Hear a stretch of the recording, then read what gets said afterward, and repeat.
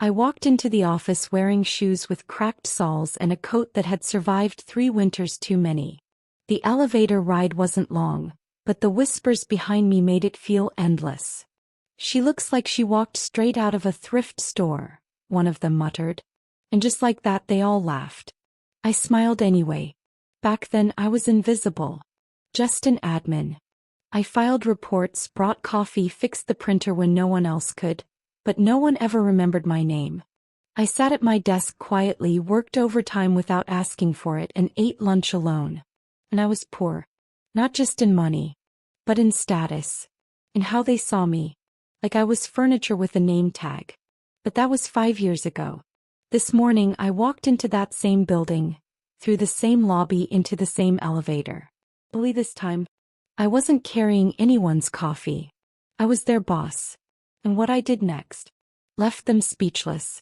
Before we jump in, I'd love to know, where are you watching this from? Have you ever been underestimated, judged by your clothes, your accent, your background? Tell me in the comments. Let your story echo too. Also, make sure you are following our channel. It helps to keep bringing new juicy stories for you. This is Justice Echo, and every case has consequences. Now, let's rewind. Let me show you how it all began. My name is Jess. I grew up on the kind of street people only drove through with their windows rolled up. Peeling paint. Sputtering streetlights. A corner store that doubled as a community center and a babysitter for kids with nowhere else to go. My mom worked 2 jobs. Cashier by day, janitor by night. She never complained. She just kept moving, like if she ever stopped, the weight of everything would crush her. We didn't have much. But she gave me everything that mattered. Work ethic, decency, and the belief that no one was better than anyone else. I carried that belief like armor, until I walked into my first corporate job. I was 22 and freshly hired as an administrative assistant at Larch & Keller. A sleek mid-sized firm where everyone seemed born into tailored blazers and private school polish. On paper I had the job. But in reality I never really arrived. From day one I felt like I was trespassing. It was in the little things. Like how my name always got mispronounced, Janice, or Jessie, or just hey. Or how the morning meeting would start while I was still refilling the coffee pot. Or how they'd say things like, "You're so well-spoken," like it was a surprise. But it was also in the big things. I was paid less than the other assistants. I didn't get invited to client lunches. My suggestions, when I dared to speak up, were met with tight smiles and quickly moved past. Till I kept showing up. Every morning I'd iron my one good blouse, pull on my worn black pants and try to blend in. Smile. Be helpful. Stay useful. And I did it all while pretending I didn't hear the laughter. There was one day I'll never forget. It was the company's annual holiday mixer, a catered event in the 17th floor lounge with champagne flutes, jazz music, and people pretending to like each other in better lighting. I wore a second-hand navy dress I'd found at a church thrift store. I'd ironed it for an hour and stitched a tear on the hem the night before. I thought it looked decent, respectable. But as I walked into the room, I caught the eye of a cluster of coworkers by the snack table. A woman named Serena, sharp heels, sharper tongue, laughed and whispered to the guy next to her. "She seriously wore that? Looks like my grandma's curtains." And just like that, the laughter rippled. I felt like I had been slapped. And worse, like I was suddenly 8 years old again, wearing hand-me-down shoes that didn't fit, standing in line for free lunch while everyone else brought packed meals in insulated bags. I wanted to disappear. But I didn't. I stood there. I smiled. I even made a joke about vintage vibes, to deflect the humiliation burning in my throat. That night I walked home instead of taking the bus. Needed the cold air, the silence, the chance to swear to myself that this would not be my story forever. They laughed. They looked right through me. They called me poor without saying the word. And in doing so they gave me a gift. I didn't want their acceptance anymore. I wanted power. But not the kind that crushes. The kind that changes rooms. That rewrites stories. That makes people like Serena remember your name. So I got to work. The next morning, I woke up before the sun and started researching online degree programs. I didn't have the money, but I had the will. I signed up for a 2-year business certification at a local community college. Night classes, online lectures, whatever I could afford and fit around my 9 to 5.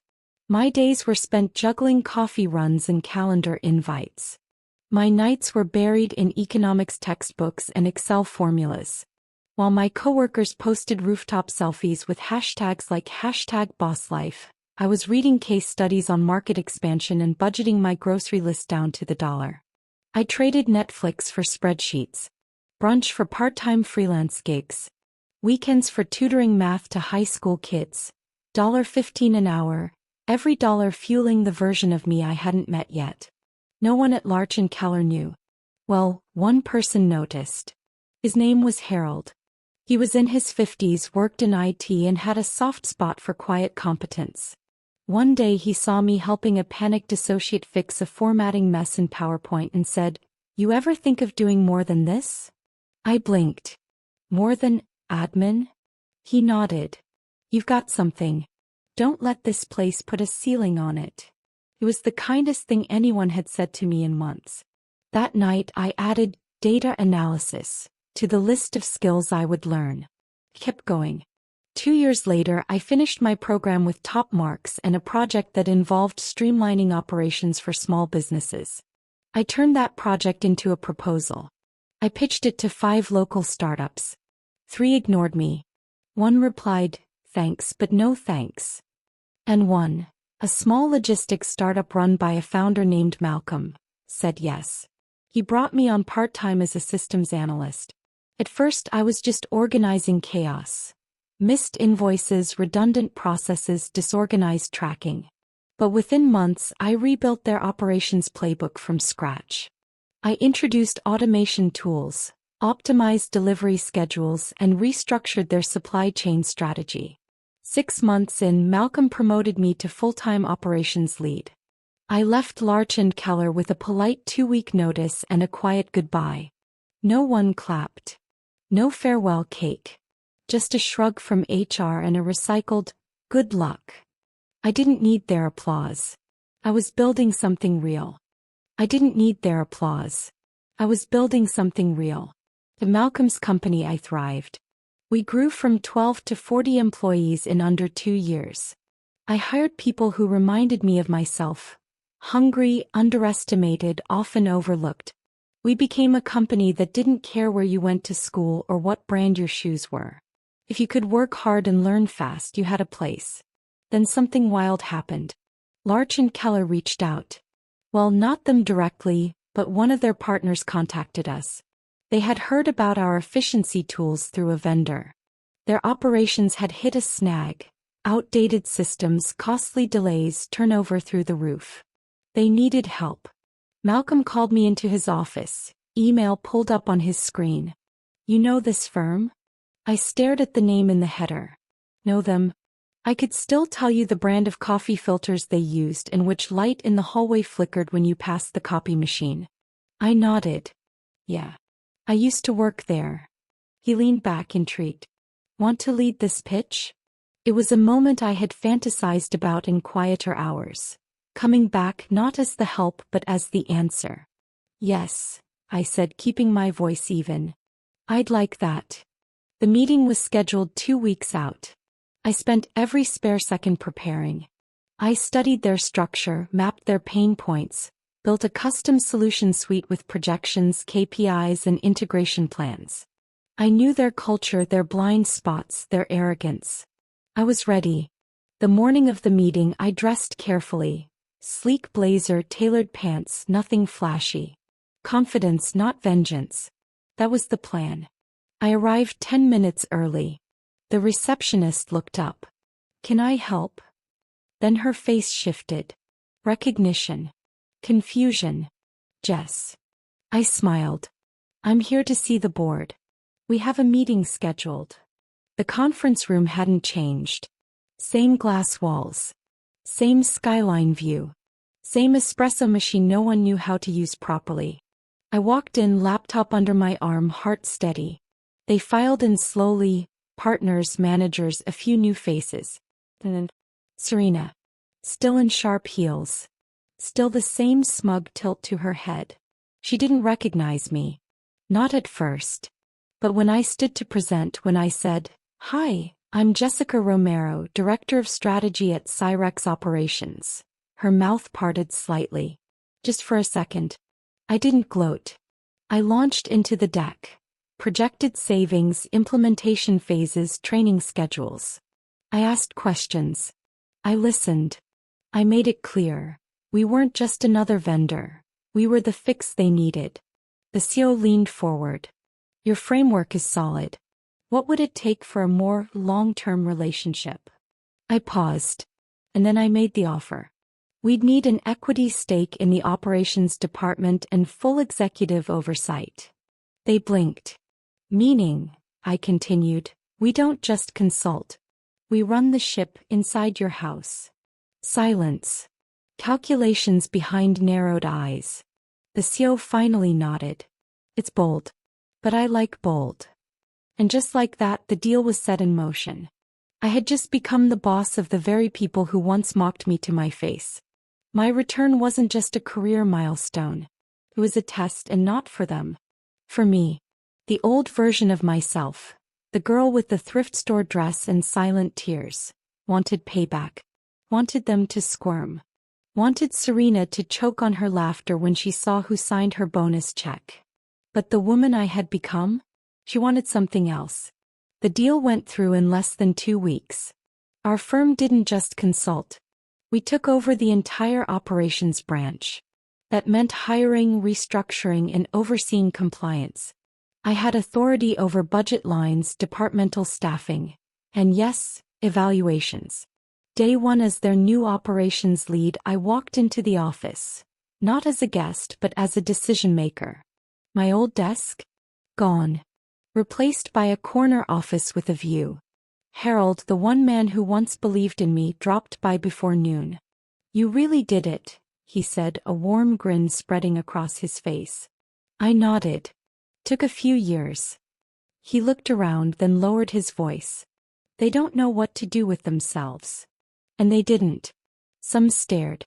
Others avoided eye contact altogether. No one asked what kind of shoes I was wearing this time. At noon, I called a department-wide meeting. Everyone filed into the conference room. The same one where I'd once silently placed water bottles and left without a word. Now I stood at the head of the table. I opened with facts. The company's numbers were down, efficiency was tanking, and the culture? Toxic, I said bluntly. Fear-based hierarchies and elitism have no place in modern workspaces. I introduced new policies. Merit-based promotion, diversity inclusion training, open-door leadership. Then I dropped the bomb. We'll be doing a full performance audit. And based on those results, we'll be making some structural changes. Serena stiffened in her seat. Her face was a mask of polite terror. I didn't look away. After the meeting, she followed me back to my office. "Jess," she said, her voice measured. "Can I have a word?" I gestured for her to sit. She glanced around the room. The bookshelf, the neat desk, the framed quote on the wall that read, "Power reveals character." "I just wanted to say," she began, "I had no idea how talented you were back then. You were so quiet, I guess. We all underestimated you." I waited. "I hope there are no hard feelings," she added, forcing a smile. Fresh start and all. This was it. The moment I could level her with the same cruelty she had once offered me. Fire her. Embarrass her. Dismantle her career with a few well-chosen words. But I didn't. I leaned forward. "You're right," I said. "You did underestimate me. But I'm not here to punish anyone." She blinked, confused. "I'm here to rebuild something better. I can't change how people treated me before, but I can change the culture now." She nodded slowly. "So, we're good." I looked her in the eye.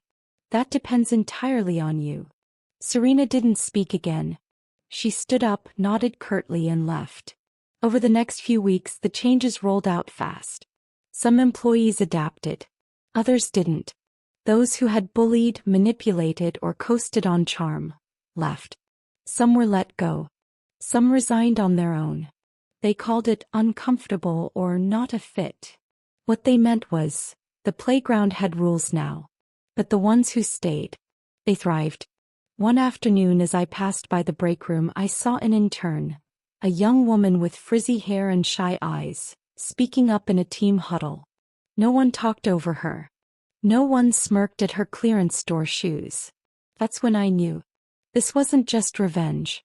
This was transformation. But one final conversation remained. Weeks after the restructure, I received an email. Can we talk? Daryl Keller. One of the founding partners. The man who had once called me a temp with manners. We met in his office. Sleek, dimly lit, full of golf trophies and tax shelter art. He didn't beat around the bush. You're effective, he said. The numbers are turning. Culture's stabilizing. But I have to ask, what's your end game? I raised an eyebrow. End game? He leaned back, folding his hands. People say you're only here to settle scores. I smiled. If I were, I said, don't you think I would have started by cleaning this office out? He laughed. Nervously. I stood. I'm not here for revenge, Mr. Keller. I'm here for results. But let me be clear. This company's survival now depends on one thing. Real leadership. Not legacy. Not privilege. Execution. And then I walked out. I didn't need to slam the door. The numbers would speak loud enough. By the end of the quarter, profit margins were up 37%. Staff turnover dropped by half. And a new internal survey revealed something Larch and Keller had never seen before. Employee trust. And that, more than any title or corner office, was the real victory. 6 months into my new role, the office didn't just look different. It felt different. The tension that used to cling to every hallway like static had lifted.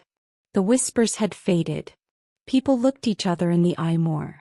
Conversations didn't stop when someone important walked by. They started. And not once did I need to raise my voice to make that happen. One Monday morning, I got to the office early as usual. I liked watching the place come to life. Lights flicking on, printers waking up, the low murmur of coffee brewing. It reminded me of how things had once been. Me arriving early because I had to prove I belonged. Now I arrived early because I knew I did. As I walked to my office, I passed a junior associate nervously practicing a pitch to himself. His collar was wrinkled, and he had that wide-eyed look of someone trying to fake confidence. I paused. Hey, I said. He jumped a little. Oh, hi, Ms. Romero. Jess is fine, I smiled. You presenting today? He nodded. Yeah, at 11. My first one. I remembered that feeling, the stomach knots, the self-doubt. You've got this, I told him. Just remember, you know your material better than anyone else in the room. He blinked, surprised. Then he smiled. Thanks. It was small. But I knew how much it mattered. A single moment of being seen. Of being spoken to with respect. I never forgot what that felt like when I was on the other side of it. Later that day he nailed his pitch. That was the kind of win I lived for now. Despite everything, I never once called Serena into my office for a private reckoning. I didn't need to. Watching her learn how to navigate a merit-based workplace where power came from contribution, not connection, was its own quiet justice. She started showing up early. Asking questions.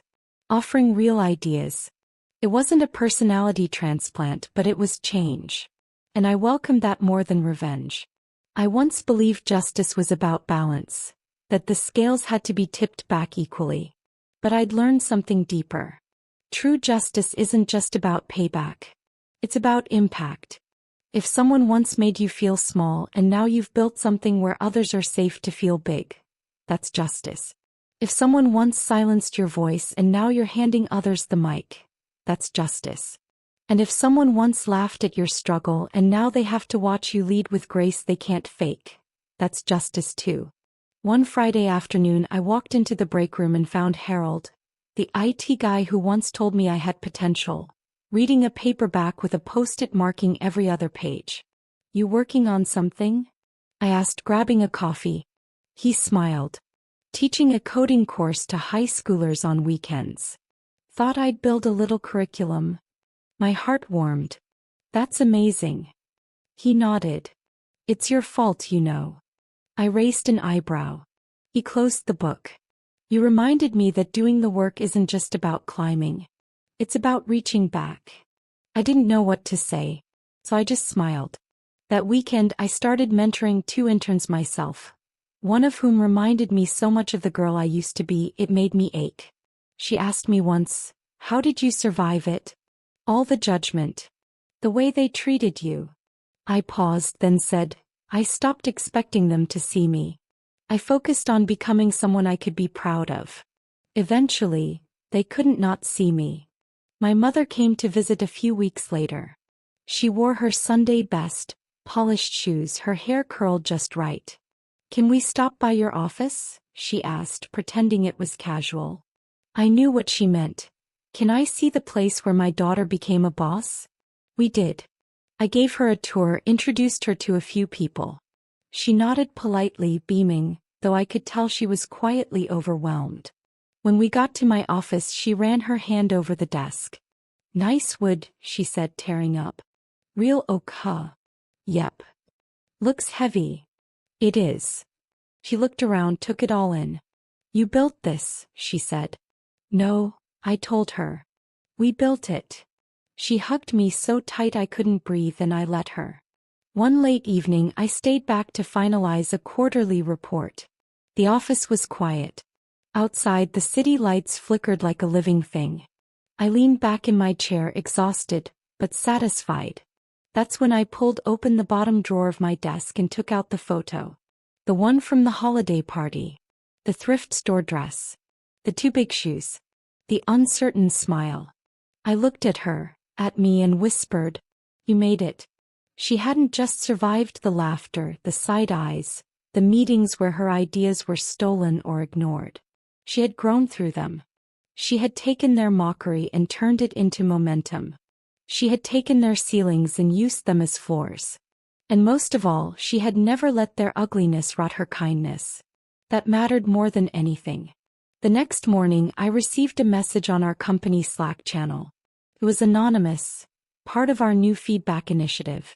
It said, I used to think I didn't belong here. That this place wasn't made for people like me. But then you became our boss. And now, I come in every day believing I matter. Thank you. I stared at the message for a long time. Then I typed back. You've always mattered. We're just finally acting like it. I don't wake up every day thinking about who I used to be. But I never forget her either. Because she's the reason I lead the way I do. With my door open. My mind open. And my past always in sight. Not as baggage but as blueprint. Because the girl they mocked. She became the blueprint for something better. And for anyone listening right now who's been in that same chair I once sat in, quiet, overlooked, underestimated, hear me. Your worth isn't in what they see. It's in what you build after they don't. They mocked me for being poor. I became their boss. But the victory wasn't in their silence. It was in my voice finally being heard. I didn't scream.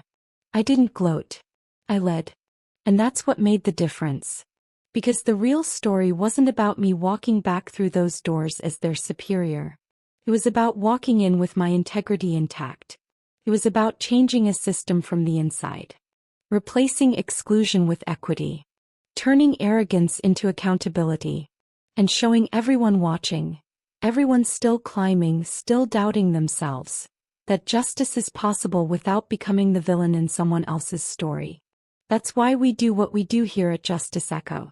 Not just to relive satisfying stories of karma and redemption, but to reflect deeply on what justice really means.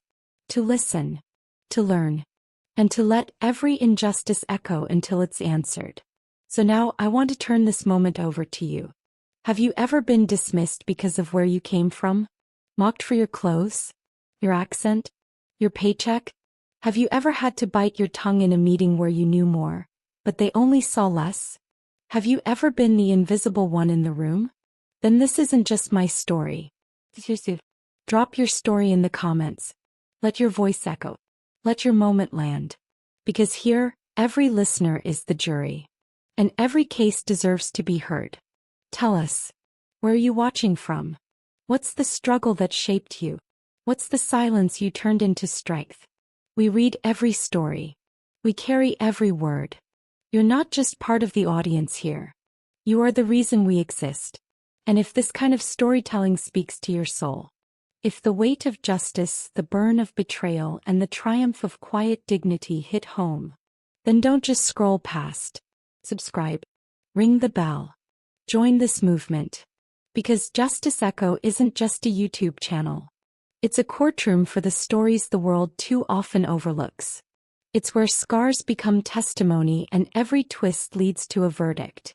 We bring the real, the ripped from life truths that don't always tie up with a bow, but always teach us something. So if you've ever been the one they counted out, if you've ever risen without revenge, if you believe kindness is strength and that every act of cruelty has a consequence, then you belong here. We've got more stories coming, more echoes ready to be heard, and more verdicts waiting for a community like you to weigh in. Justice Echo is the home for the underdog, the outsider, the underestimated. It's where truth gets the last word. And you're part of it now. So don't be a stranger. Subscribe today. Hit the bell so you never miss a case. Comment below. Let your voice rise. Let your truth echo. Because the next story could be yours. And in this courtroom your voice carries weight. Thanks for being here. We'll see you in the next one. Until then, keep rising. Keep building. And let them hear your echo. Loud, clear, and unforgettable.